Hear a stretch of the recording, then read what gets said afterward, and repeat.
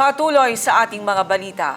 Pinasok ng hold-upper ang opisina ng isang fuel station sa Cotabato City. Tinutukan ng baril ang supervisor ng fuel station at kinuha ang kita at personal na gamit ng supervisor. Ang News Now sa report.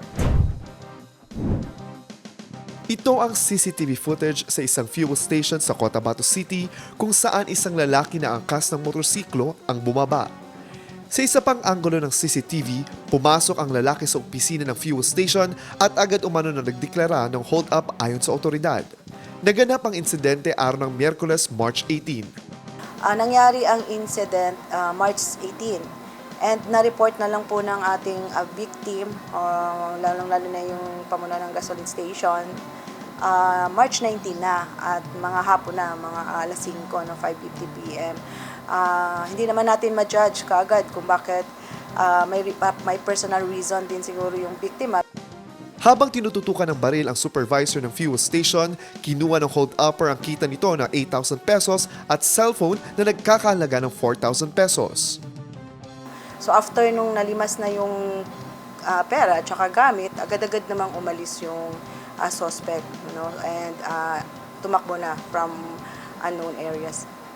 Sa kasalukuyan, patuloy ang isinasagawang investigasyon ng pulisya upang matukoy ang pagkakakinanlan ng suspect at ang posibleng kasama nito.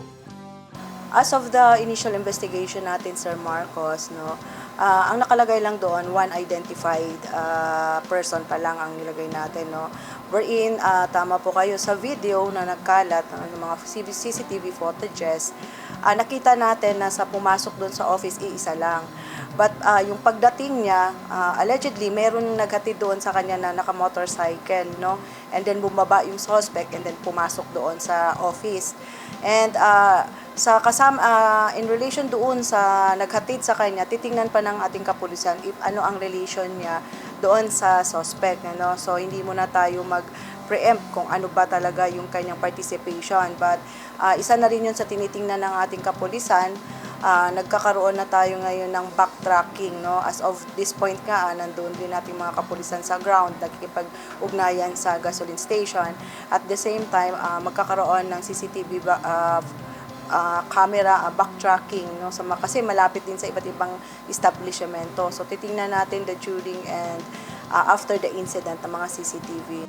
Nagbigay rin ng paalala ang Cotabato City Police Office sa publiko, lalo na sa mga negosyante na paigtingin ang kanilang seguridad upang maiwasan ang ganitong insidente. Maging mabusisi po tayo in relation po sa ating paligid. Katulad sa incident na ito, robbery hold-up, napag-alanman din natin na walang security card. At that time kasi nasabi ng biktima yun sa ating investigating team. I don't know kung wala ba talaga or siguro nag-break na yung kanilang security card because of breaking of the fast na yun.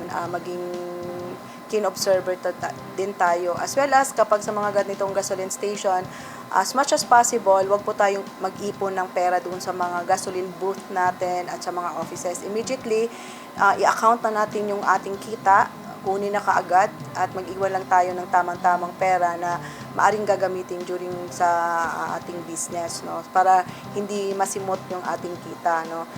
Marcus Uy, iMinds Philippines.